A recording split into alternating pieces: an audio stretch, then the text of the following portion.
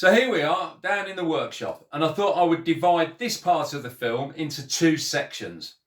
The first, a brief discussion on copper, brass and bronze, and the second part we'll look at the actual items from the hall and compare the different objects so you can actually physically see the difference between the three different types of metal.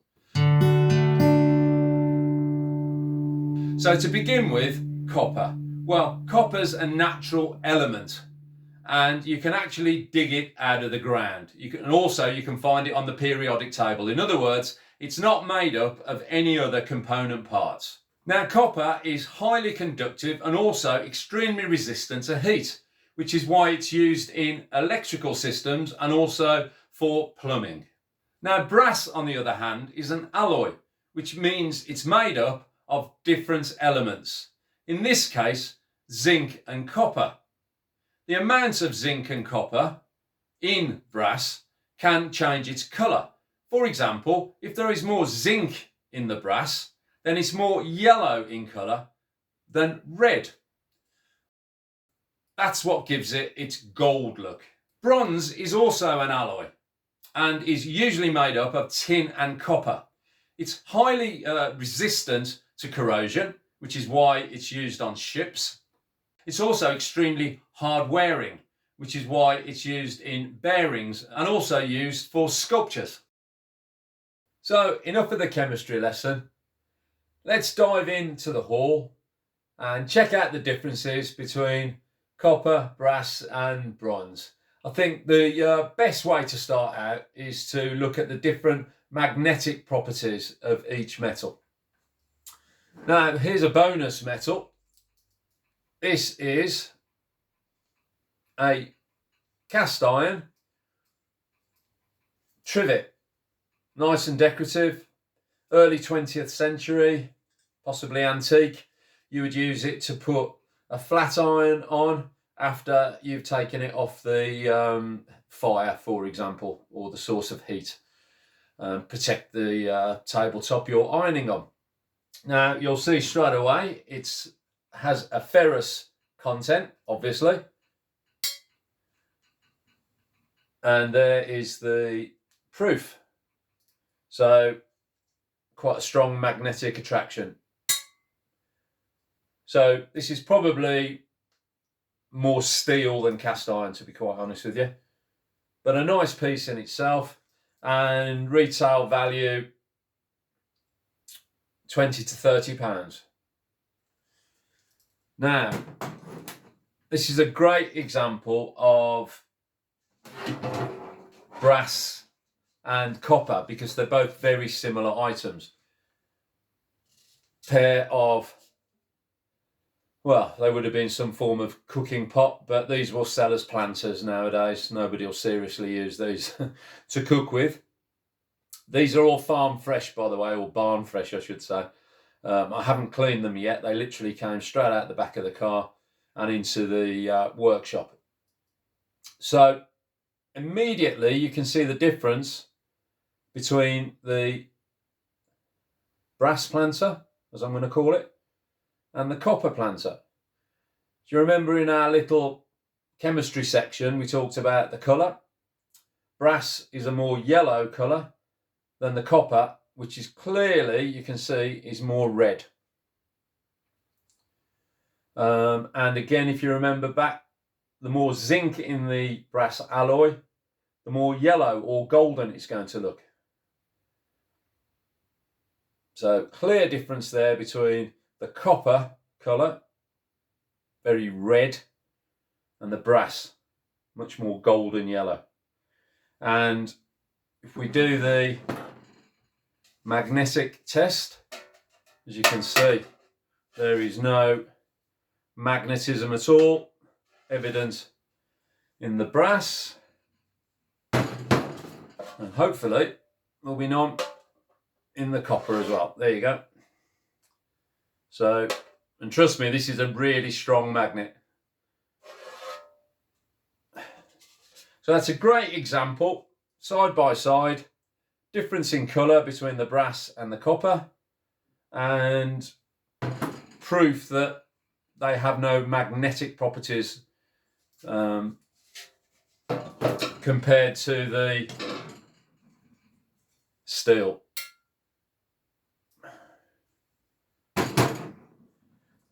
Price wise, I always value copper slightly higher than brass, so you're looking again between £20 to £30 sale price on both, hoping to achieve a little bit more for the copper than the brass.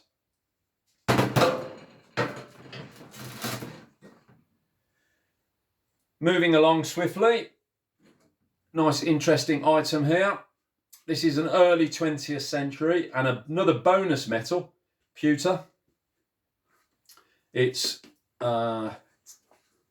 tin lined bin, basically, with a highly decorative, bordering on Art Nouveau, arts and crafts embossed design in it. I wouldn't call it repoussé or repoussé, which is the physical and highly skilled art of tapping out the pattern from the back of the metal so you have a relief. I think this is more embossed on a machine, so production made, factory made. I'm pretty sure it is anyway. I mean, I will look into it. It's got the original green baize on the bottom, and I would certainly call this early 20th century, very possibly, more than likely, antique. So a lovely item, and I would value this in the region of £30.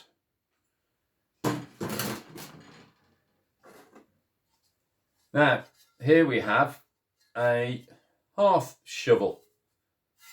Definitely antique. It has a patent number on the back. I don't know if we'll focus. Maybe we will, maybe we won't. I don't know. Anyway, it has a patent number, but no maker's mark. And the style of it is very Art Nouveau, believe it or not, for a hearth shovel, which would date it to late 19th century, very early 20th century. These sell. They sell well. A lot of people, especially with gas and electricity now, are bringing back wood burners and so on. And these sell very well. And I would value this because of the decorative design. It's in great condition. Again, I'm not going to polish it up. I'm going to leave it as it is. I would value this in the region of £25, and I will get that. And oh yeah, of course, what material is it? There you go. So it has a ferrous content. So even though it has a reddish brown appearance, it is actually steel. Hence the slight amount of corrosion on it. Yeah, it's even the handle as well is steel.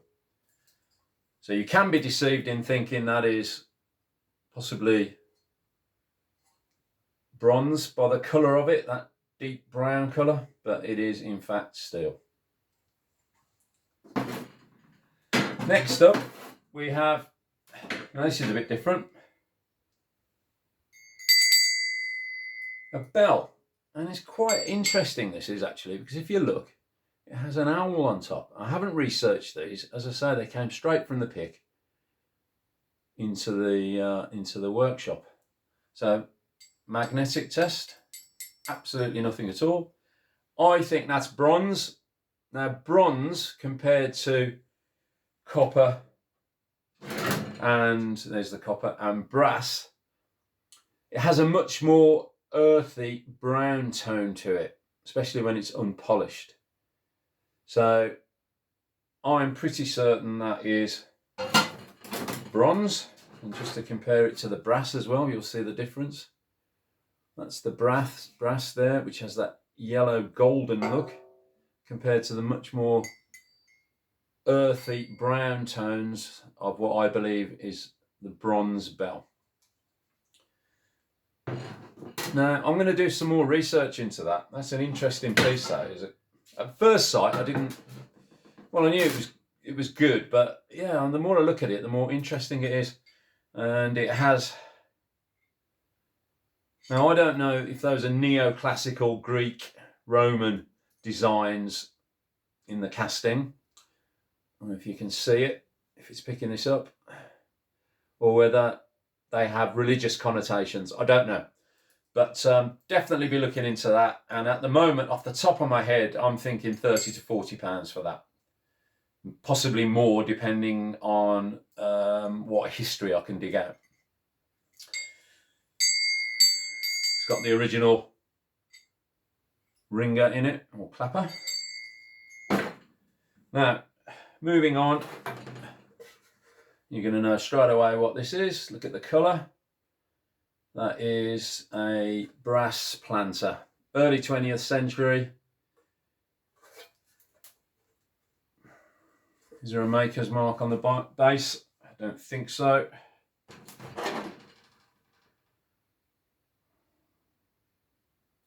Not that I can see straight off, but again, embossed design, shells around the you see the joint there. Not particularly high quality or high value one, but these sell for approximately £25. Antique, early 20th century, pressed brass planter. Here we have a brass tankard.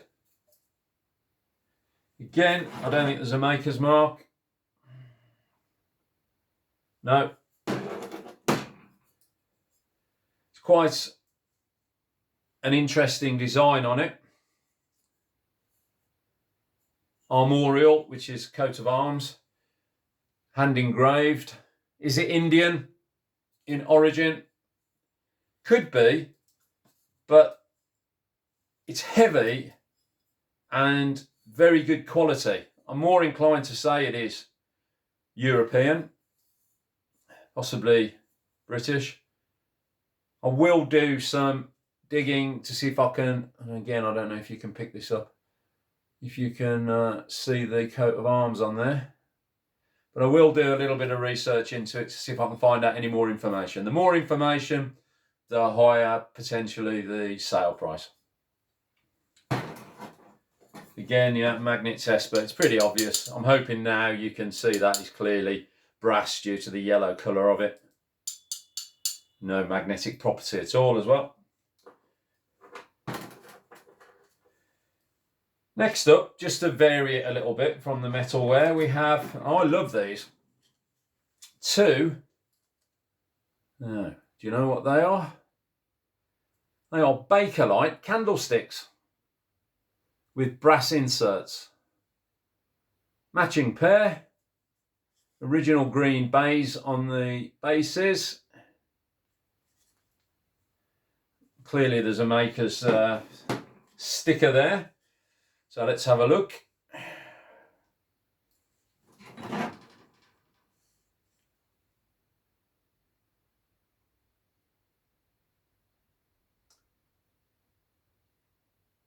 And it looks like Ware's Redwood Gifts. So, I mean, they're not antique. You can clearly see they're not antique, but they could well be pre-war. So early mid part of the 20th century. And I like those. They're unusual. I haven't actually seen another pair of these. So when I list them, I'll list them at the higher end of my estimated range, which would be £35, and see where we go. All these are estimates. If I do research and discover more about them, then that may change what I list them for. So for the purposes of the film, I'm just estimating.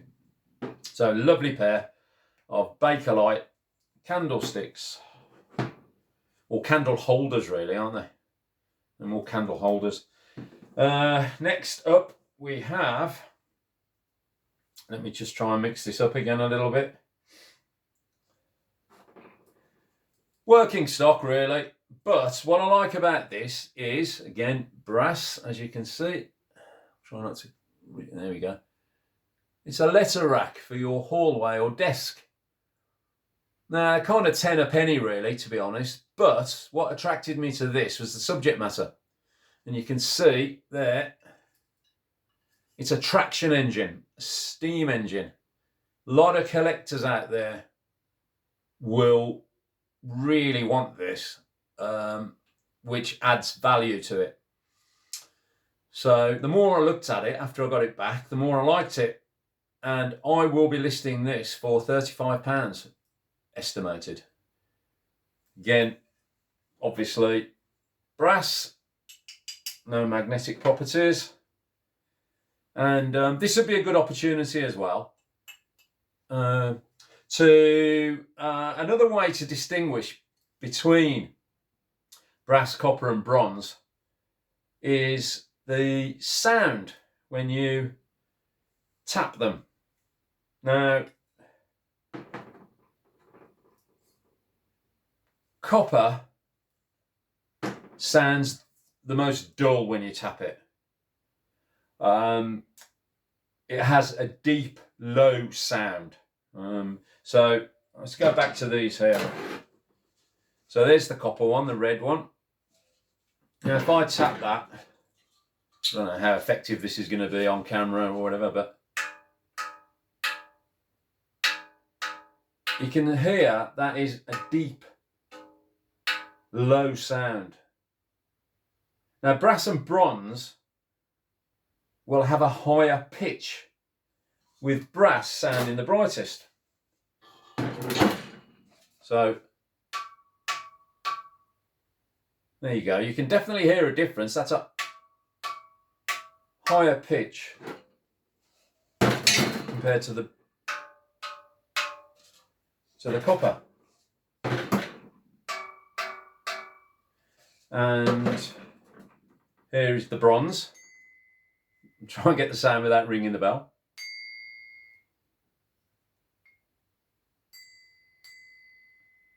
I mean, to be fair, that is a bell, so you are going to get a higher pitch, but you can certainly hear that is far higher pitch than the copper and even the brass. So that's always a good little thing to bear in mind. Copper will have a dull sound to it. Brass, slightly higher. Bronze, possibly even higher pitched sound than that. So that's another little indicator in your toolkit when you're trying to identify these metals. So next up we have, and you can barely see through the dust to be honest with you, trust me, that is a little copper, what I would call a coffee pot. So, well, perhaps for heating milk, coffee, whatever. Really nice, antique, early 20th century copper pot with a lid. And you can pour it out. There's the lip, you can see, look. Now there is a maker's mark on this, which will be great. We'll have a quick look. Wooden handle. Price wise, I would estimate £25, but it is decorative as well, really. A bit of kitchen area. So let's have a look at the maker's mark.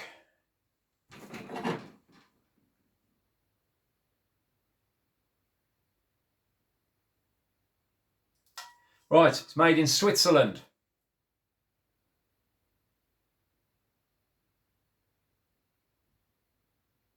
Stockley, by the look of it. Stockley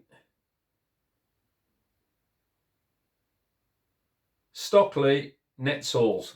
Not that clear. Maybe I'll do a little bit more research into that.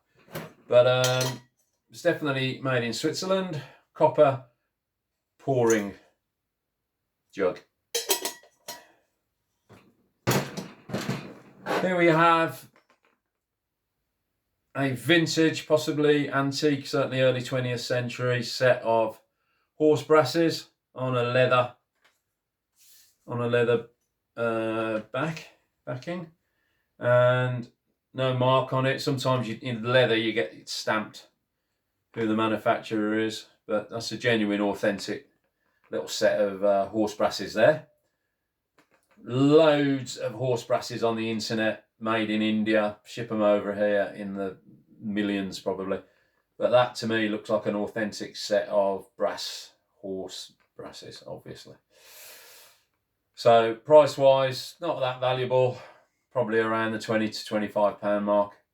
These look good hung in pubs and bars, restaurants, whatever. They're themed, that country style, cottages, you know, farmhouse, decor. People buy them, and being authentic, that will be popular.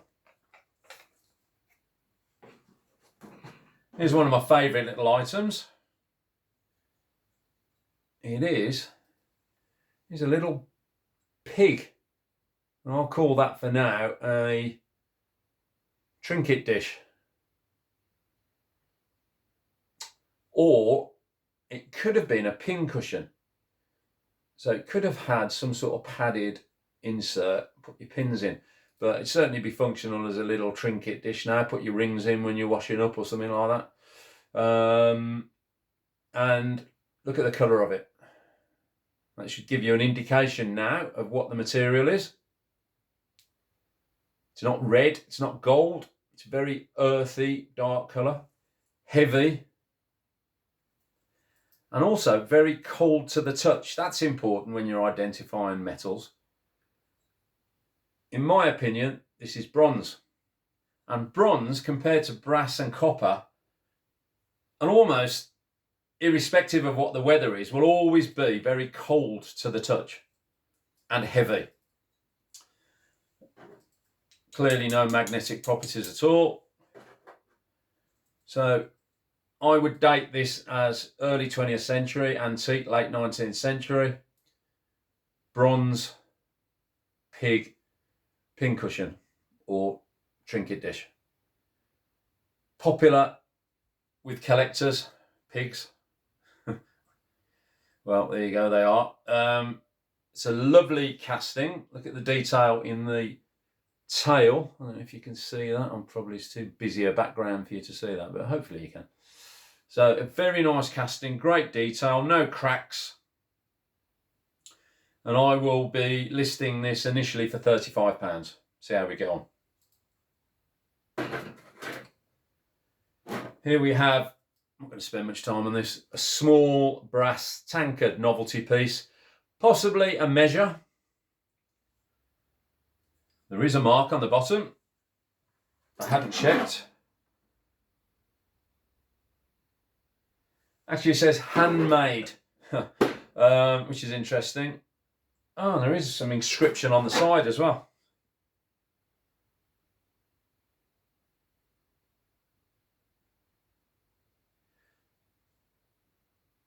It has a thistle on it, and it's made in Scotland. Now, I wonder if that's a measure, a drinks measure, which will add a bit of value to it if it is. It doesn't say, you know, whether it's a gill or whatever, you know, half a gill or a third of a gill or whatever. But that's interesting. Added a little bit of value with the provenance now, the Scottish provenance. And I will probably list this in the region of £20. I know it's only very small, but it's collectible, made in Scotland, got the thistle. A lot of collectors out there into the Scottish wear. So nice little find that. Getting towards the end now. Here we have a good comparison again. Very nice items. I do like these a lot. Well, one might be a keeper, to be honest, so I'd have to talk to the client, bearing in mind the consignment arrangement I've got with them. We'd have to come to an agreement on that. We have two lizards, or are they geckos or similar? Now, there is a maker's mark on the base of that one. I've had a look already and I can't quite make it out, I'll be honest with you, so I need to look into that. But what's the difference? Again, if you look at these in terms of the film, gold colour, darker brown, earthy colour. Brass lizard, bronze lizard. Very cold to the touch. Has got warm in my hand just while I've been holding it. That's still cold and heavy. It's obviously a lot larger, so it weighs a lot more, but you'd be surprised by what this weighs. So in my opinion, that's bronze and that's brass. I'd sell them individually. Bronze, again, greater value than brass. I'll probably list this initially between 20 to 30. Looking at the quality of it, is a high quality casting. I may even go to 35 for that, and probably 25 to 30 for the brass lizard. But lovely pieces. I like those a lot. There you go. I'll put these together. Two little toasting forks. Again, both brass. That has some sort of mark on it. Don't know what it is yet. Need to look into that. And that has some kind of neoclassical embellishments on the top. A little bit of probably Latin. I'll look it up. So 2 brass toasting forks. Sell them individually. Probably 15 to 20 pounds each. Now these are quite collectible. It's a shovel for a companion set. So originally this would have been part of a set, most likely, of 3 or 4 tools for your hearth. So you'd have a brush. Here we have the shovel and maybe some tongs and some pincers to pick out coals or pieces of wood. But people lose them, break them. So to have a spare one, or even just to have that on a pair of, fireside dogs, would be, people are looking for these. And actually you can't believe how valuable these can be as individual solid brass items. No maker's mark anywhere that I can see. Now this will be interesting. Is this steel and is this brass? No. Look at that. That's interesting. So you have a brass shovel component, and then for strength, I guess, or possibly even there might be a steel tube liner in this, without unscrewing it all. So it doesn't look as though it unscrews, to be honest with you. So that could well be gilt brass. So a steel liner finished with gilt brass. So that's a great example, actually, where you might think the whole thing's solid brass, but actually, yeah, the shovel part is, but the actual stem of it and the handle, steel.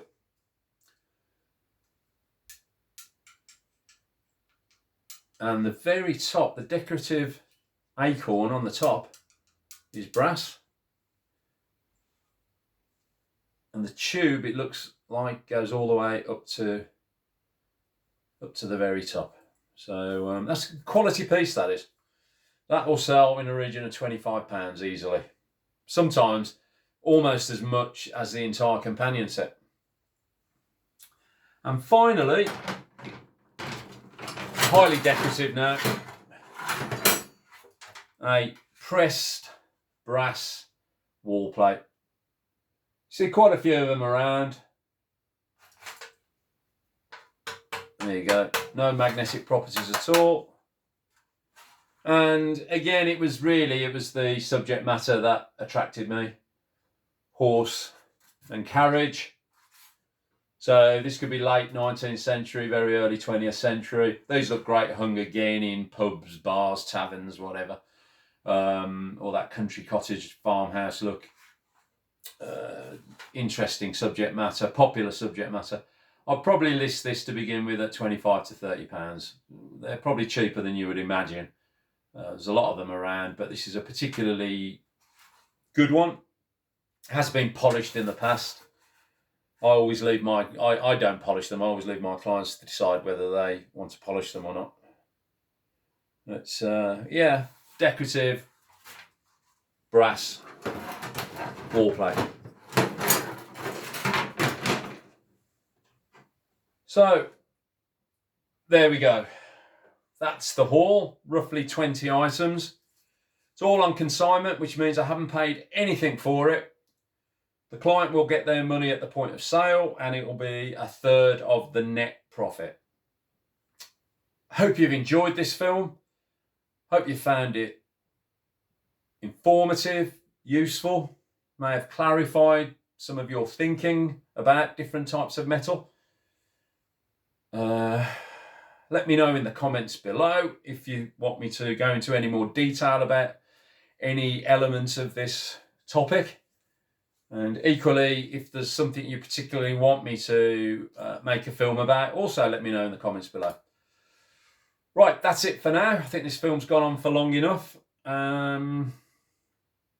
Like, comment, subscribe. Let me know where you are in the world so I can add you to the map. And as ever, I'll see you next time.